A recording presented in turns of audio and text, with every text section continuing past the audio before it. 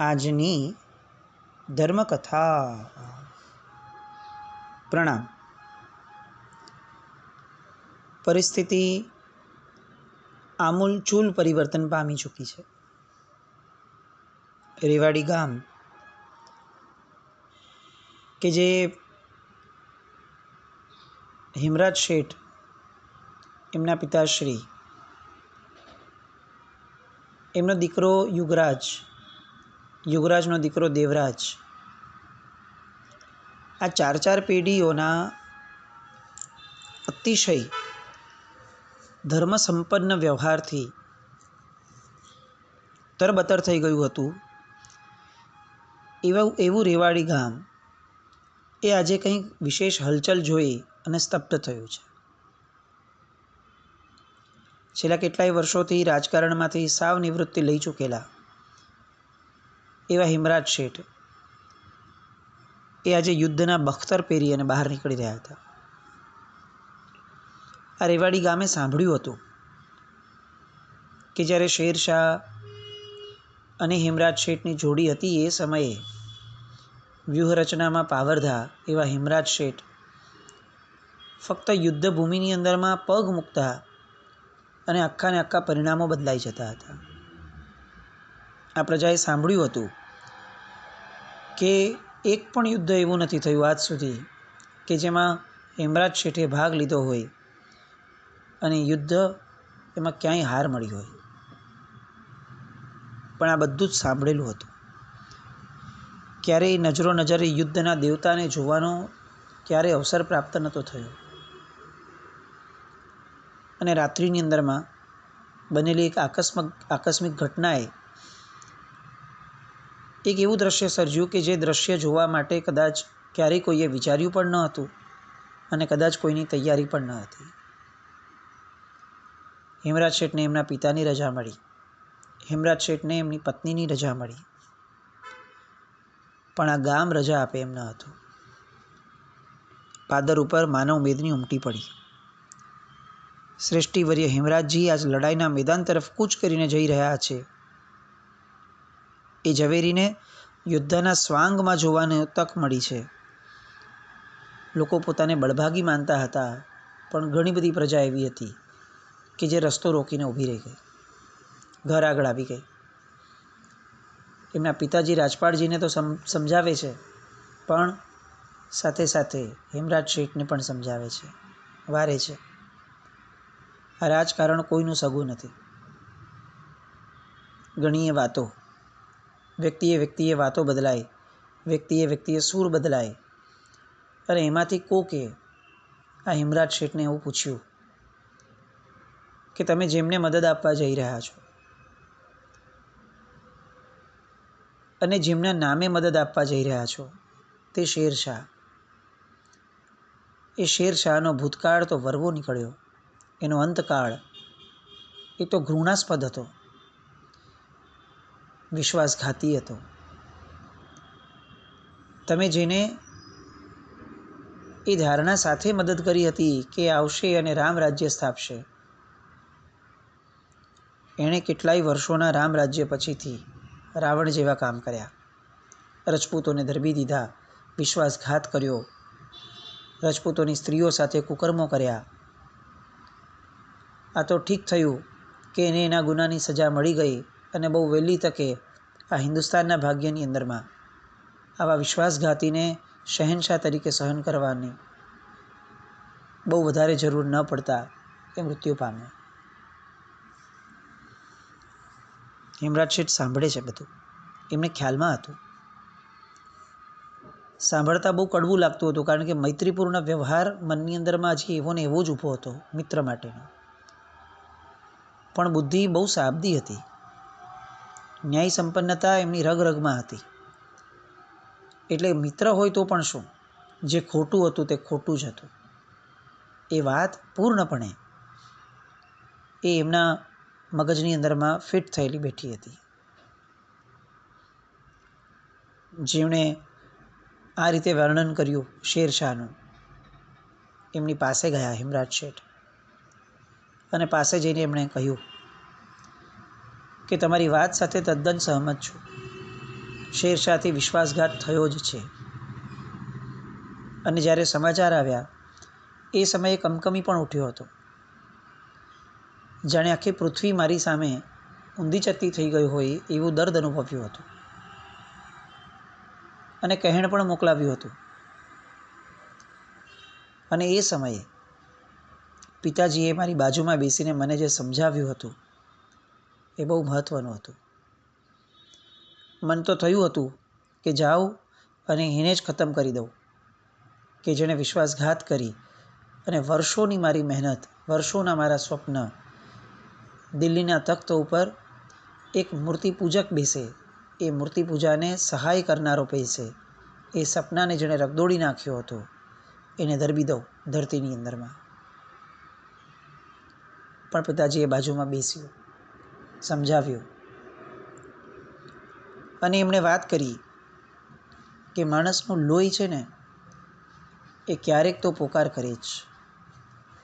આપણે બહારથી એને ગમે તેટલો સહાયક ભાવ ઊભો કરીએ, એને ગમે તેટલા શ્રેષ્ઠ આલંબનો આપીએ, પણ જ્યારે સમૂહનું બળ એની નજર સામે તાકીને એની અંદરની જે દોષની ધારા પડી છે એને ઉકસાવી દે, ત્યારે વ્યક્તિ જે કરે એનો ઉદયકાળ. એના દોષને નાથી ન શક્યો, મોટો થવા દીધો, એનો નબળો પુરુષાર્થ કાળ. અને જ્યારે ઉદયકાળ અને નબળો પુરુષાર્થ કાળ ભેગો થાય ત્યારે વ્યક્તિ જે કરે એ ફક્ત અને ફક્ત નબળું જ હોય. અને આ વાતથી એમણે મને જે રીતે વાળ્યો અને રાજકારણના વૈરાગ્ય તરફ જે રીતે લઈ ગયા, એ પછીથી એ વાતને, એ શેરશાહના ગુનાને મેં ક્યારેય યાદ નથી કર્યો. અલબત્ત આજે તમને એવું લાગશે કે એ જ શેરશાહના પુત્રને મદદ કરવા જઈ રહ્યો છું, કયા ભરોસે? પણ એક જ વાત હૃદયમાં ધારી છે. ભગવાનના શાસનમાંથી એટલું શીખ્યો છું કે જીવનની અંદરમાં કર્મ કરવાની અંદરમાં અને જે ભાગ્યમાં આવે છે એને ભોગવવાના ઉદયમાં ક્યારે પણ વિકલ્પ ન થવા જોઈએ. ગઈકાલે હજી તો પેલા જતીજી આવ્યા હતા અને જતીજી બહુ જ સ્પષ્ટતાથી બોલતા હતા કે હું દિલ્હીના એ નગરોના એ રાજમાર્ગો ઉપર એક નવા વિક્રમાદિત્યને ફરતો જોઈ રહ્યો છું. અને હજી ગઈકાલે બપોરે જ બનેલી એ ઘટનામાં હું ને પિતાજી હસતા હતા. કોણે વિચાર્યું પણ હતું કે એક રાતની અંદરમાં આ રેવાડી ગામમાં સુખેથી જીવતો આ હેમરાજ એ આવતીકાલે દિલ્હી તરફ કૂચ કરવા માટે, દિલ્હી તરફ જવા માટે સજ્જ થઈ જશે. સમયનું કામ છે ભાઈ. શેરશાહે જે કર્યું એને મુબારક, પણ આજે સમયની માંગ, તખ્તની માંગ એ છે કે હેમરાજ શેઠ પોતાની વફાદારી નિભાવવા માટે આગળ વધે. એક મિત્ર પ્રત્યેની નહીં, એક તખ્ત પ્રત્યેની નહીં, એક રાષ્ટ્ર પ્રત્યેની. કદાચ આ રાષ્ટ્ર કંઈક અલગ જ માંગી રહ્યું છે મારી પાસે. બહુ લાંબુ ભવિષ્ય મારે વિચારવું નથી. મારે એક વર્તમાનને ઉજ્જવળ કરવા માટે આગળ વધવાનું છે. અને એક દીર્ઘ તપસ્વી જાણે બોલી રહ્યા હોય કે જેમણે પોતાના વિચારોની, ચિંતનોની, પોતાના પુરુષાર્થની તપશ્ચર્યા આદરી હોય અને એ પછી નીકળતો એક પરિપક્વ અવાજ નીકળ્યો હોય, એ રીતે હેમરાજ શેઠ એની પાસેથી પણ આગળ વધ્યા. લોકોએ જય જયકાર કર્યો. ઘરની બારીઓ, બજારની દુકાનોના અગ્રભાગ, એનો ખુલ્લું મેદાન, સ્ત્રી પુરુષો બધા હકડે ઠઠ ભરાયા હતા. કોકે આવીને એમ પણ પૂછ્યું કે ગયા વખતે જે દગો થયો આ વખતે દગો નહીં થાય એની શું તમે વિચારણા કરી? અને ત્યારે હેમરાજ શેઠ કહે છે કે રાજકારણ એ કોઈનું સગું નથી, મારું પણ નહીં થાય એ વિશ્વાસ સાથે જ આગળ વધું છું. બસ મારે મારું કર્મ કરવાનું છે. આગળ શું થશે એ વિચાર્યું નથી. જો અનુકૂળ થયું, વિચારણા, શાસ્ત્રો એ બધાને અનુકૂળ વર્તન મળ્યું તો ત્યાં સુખ અનુભવશું, ન મળ્યું તો ઘરે પાછા આવીને સુખ અનુભવશું. એક નિષ્કામ યોગીની જેમ વિચારધારા ધરાવતો આ વ્યક્તિ એ આગળ વધે છે. અફઘાન ઘોડેસવારોની એક ટુકડી એ એમને પહોંચવાની રાહ જોવામાં સજ્જ થઈને ખડી હતી. સવારનો શીડો પ્રકાશ ચો તરફ ફેલાઈ ગયો હતો. શ્રેષ્ઠી હેમરાજ તૈયાર થઈ ચૂક્યા હતા. ચુસ્ત સુરવાળ, જોધપુરી જોડો અને એના ઉપર લાંબો કિંમતી જામો પહેરાવ્યો હતો. એ ઉપર ભેટ બાંધીને 5 કટાર અને 1 શમશેર લટકાવી હતી. આખા દેહ પર લોઢાનું બખ્તર ચડાવ્યું હતું. માથા ઉપર દુબલગ નામની પોલાદની અસ્તરવાળી પાઘડી મૂકી હતી અને કુંદન દેવી એક રજપૂતાણીને શોભે એ રીતે આગળ વધ્યા. એમના કપાળમાં કંકુનું તિલક કર્યું, અક્ષત ચોડ્યા, મોંની અંદરમાં ગોળની કાંકરી આપી અને સોનાની દીવી જેવા ઘાટીલા હાથની અંદરમાં સુવર્ણ થાળમાંથી હેમરાજજીએ જ્યારે ગોળની કાંકરી પોતે ખાધી એ પછી કુંદન દેવીના મોંમાં આપી. પતિ અને પત્ની બને શુરાતનવાળા હૈયે થનગની ઉઠ્યા. આંખો બંનેની નાચી રહી હતી. શ્રેષ્ઠી રાજપાળજી મનમાં દ્વિધા હતી. ઉત્સાહ પણ હતો પુત્રને વિદાય આપવાનો અને સાથે સાથે ઉદ્વિગ્નતા પણ હતી. પણ એમને પણ એ જ સ્વીકાર્ય હતું કે વિધાતા જે માર્ગ આપે છે એ માર્ગનો વિરોધ નથી કરવો મારે. યુદ્ધના વેશમાં ઘરની બહાર નીકળ્યા. હેમરાજજી પિતાજીને પ્રણામ કર્યા. બેટા, તારું કલ્યાણ થાઓ એ આશીર્વાદ આપી અને થોડીક કંપારી અનુભવી અને હેમરાજને આગળ કર્યો.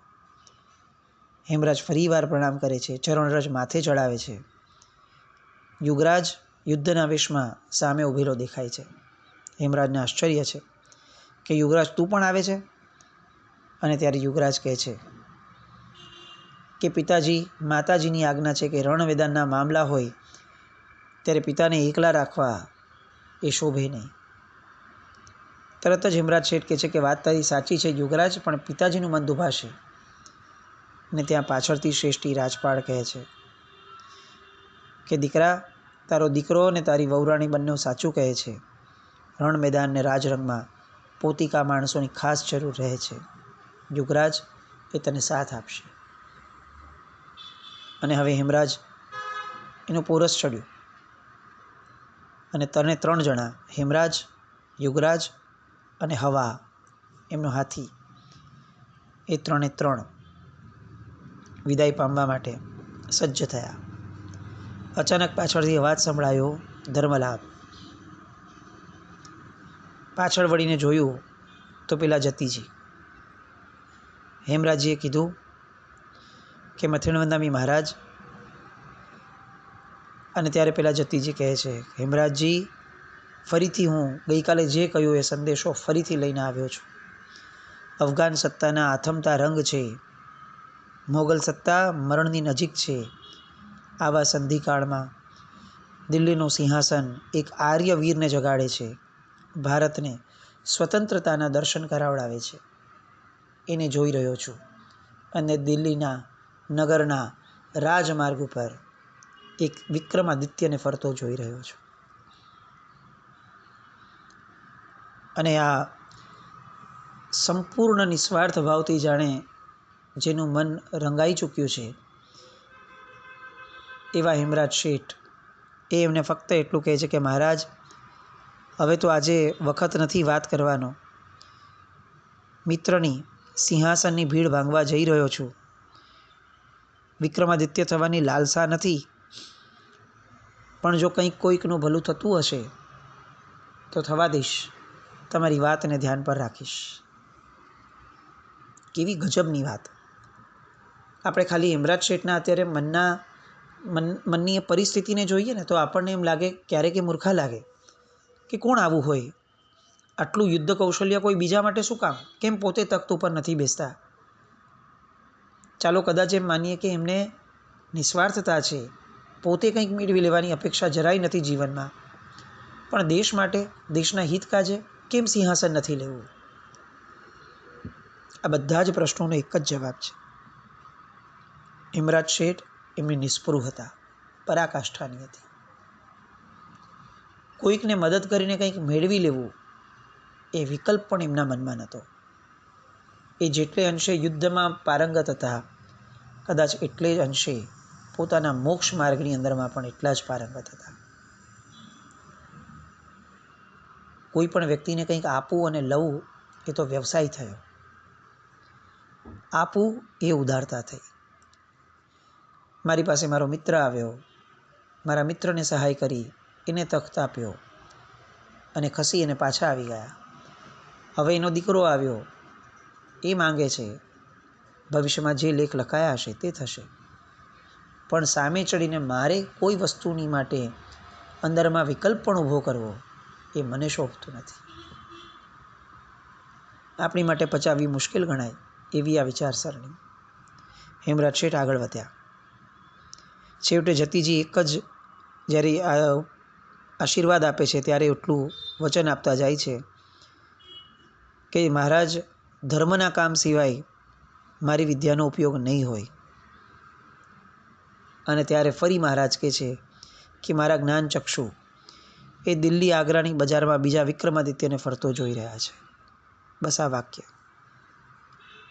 વારંવાર એમના મુખમાંથી નીકળેલું વાક્ય એને સ્વીકારી, એક સામાન્ય હાસ્ય આપી અને ત્યાંથી આગળ વધ્યા. વિક્રમાદિત્ય એ જે પોતે મહાન કાર્ય કરીને ગયા છે, આખા આ દિલ્હી ઉપર, આખા હિન્દુસ્તાન ઉપર રાજ કરવાનું, એ કાર્યની તોલે પોતે આવશે કે નહીં એવો વિકલ્પ પણ જેમને નથી, તેઓ હવે ત્યાંથી આગળ વધ્યા. બે સાંગ, બે પ્રચંડ ભાલા, સુંદર નકશીવાળી લાંબી લાંબી 3 બંદૂકો બધું લઈ અને આગળ વધતા એમને શેરશાહના વફાદાર સૈનિક ઉમરાવ શાદી ખાન એ પણ મળ્યા. હવા એક સુસવાટા સાથે ઊભો થયો. સામેથી માથે પાણીની દહીંની મટકીઓ લઈને આવતી 5 પનિહારીઓના શુકન થયા. ગજઘંટા વગાડતો હવા શેરીઓ બજારોને વીંધતો ચાલ્યો અને પ્રચંડ ઘોષ કરતો હતો. પ્રચંડ કદાવર કાયા, મૂછના મોટા મોટા કાતરા, દૂર દૂરથી પણ સળગતા દીવા જેવી લાગતી એમની આંખો, હેમરાજજી યુદ્ધ દેવતા તરીકે બહુ પ્રગટપણે આ જગતને દર્શન આપતા હોય એ રીતે આગળ વધતા ગયા. પાછળ સ્નેહીજનો કરતાં વધારે તો ગામવાળા લોકોના હૈયા શ્રાવણ ભાદરવાની જેમ શોકના ભારથી ઝૂમી રહ્યા હતા. થોડી દેર આગળ પહોંચ્યા અને ત્યાં સમાચાર આવ્યા કે આદિલ ખાનને કોઈ અકળ રીતે જેલમાંથી ઉપાડીને વહી ગયો છે. ખવાસ ખાનની સાથે રણ મેદાન પર આદિલ ખાન પહોંચી ચૂક્યો છે. સલીમ શાહના મનની અંદરમાં ચિંતા જન્મી કે હવે તો એ લોકોનું બળ 2 ગણું વધશે. પણ હેમરાજ શેઠે ચહેરા પર બહુ જ સામાન્ય રીતે એક પણ રેખા બદલાવ્યા વિના કહ્યું, સારું, સમાચાર જાણી લીધા. ઠંડી તાકાતથી આગળ વધવું જીવનમાં એ જાણે એમની જીવનની પદ્ધતિ હતી. હજી થોડુંક આગળ વધ્યા ત્યાં બીજાનો સમાચાર લાવ્યો કે ભાઈ, મુબરીઝ ખાનની ટુકડીઓ હજી તો મોરચાથી ઘણી દૂર છે. સલીમ શાહ સ્તબ્ધ થયો. જેના ઉપર ભરોસો રાખીને અહીંયા હું આવ્યો, જેને લડવાનો મોરચો સોંપીને આવ્યો, એ કેમ ત્યાં નહીં ગયો હોય? હજી તો એ વિચારે એ પહેલાં તો હેમરાજ શેઠે સલીમ શાહને કીધું કે તમે વિચારવાનું બંધ કરો. વિચારવાનું કામ એ હવે મેં શરૂ કરી દીધું છે. અને મુબરીઝ ખાનની ટુકડીઓ જ્યાં હતી એ દિશામાં આગળ વધવાનું ફરમાન આ હવા અને આખા સૈન્યને થયું. ત્યાં હજી કંઈક 2 જણા આગળ રસ્તામાં મળ્યા. એમણે સમાચાર આપ્યા કે કાંગડાના 2 જૈન મંદિરોનો ખવાસ ખાને નાશ કર્યો છે અને યુદ્ધના શ્રી ગણેશ કર્યા હોય એ રીતે એમણે દિલ્હીના તખ્તને પડકાર ફેંક્યો છે. અને હેમરાજ શેઠ એને ફક્ત એટલો જવાબ આપે છે સમાચાર લાવનારને, વિનાશ કાળે વિપરીત બુદ્ધિ. એક બહાદુર પુરુષ ખવાસ ખાન, એનું આટલું બધું પતન થયું છે તો બાકીનું પતન કરાવવામાં હવે તો વાર નહીં લાગે. અને હવે કંઈક એક મોટી યોજના સાથે, જાણે બધી જ ગણતરીઓ મગજમાં રસ્તામાં જ થઈ ગઈ હોય. હજી તો યુદ્ધના મેદાન તો દૂરની વાત છે, યુદ્ધના કોઈ ભણકારા પણ વાગે એવી એક પણ જગ્યાઓએ પગ નથી મૂક્યો, તેમ છતાં આખા યુદ્ધનો ક્યાસ કાઢી લીધો હોય એ ચતુરાઈપૂર્વક એ રીતે પોતાના મગજની અંદરમાં બધી જ ગણતરીઓ પૂર્ણ કરી અને હવે 1, 2, 3 દિવસો થયા અને મુબરીઝ ખાન જ્યાં હતો ત્યાં પહોંચ્યા. પણ મુબરીઝ ખાનને ત્યાં પહોંચતા પહેલાં એમણે એક નેક કામ કર્યું. એક એવી ચાલબાજી ઊભી કરી કે જે ચાલબાજીના કારણે એમની ગણતરીઓ હવે પૂરપાટ દિશાની અંદરમાં, વેગની અંદરમાં, પૂરપાટ વેગથી એ ફક્ત વિજય તરફ આગળ વધવાની હતી. એ વ્યૂહરચના શું હતી? મુબરીઝ ખાન કે જેની માટે એ સમજી ચૂક્યા હતા રસ્તામાં જ વિચારતા કે એણે શું કર્યું હશે, સલીમ શાહની મૂર્ખામીનો એણે કઈ રીતે ફાયદો ઉપાડ્યો હશે, ખવાસ ખાનમાં આટલું બધું જોર ક્યાંથી આવી ગયું અચાનકથી, એ બધી જ વાતની વિચારણાઓ દ્વારા એમણે જે યોજના બનાવી હતી એ યોજનામાં મુબરીઝ ખાન અને ખવાસ ખાન બંનેને કઈ રીતે એ પરાસ્ત કરે છે એની વાતો માટે આવતીકાલે મળીએ. બસ હવે યુદ્ધની વાતો, યુદ્ધના જ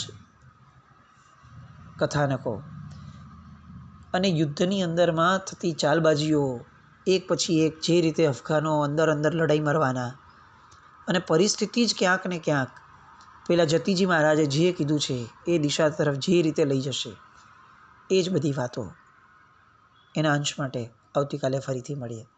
જીના કંઈ પણ બોલાય તો મિચ્છામિ દુક્કડમ. જૈનમ જયતિ શાસન.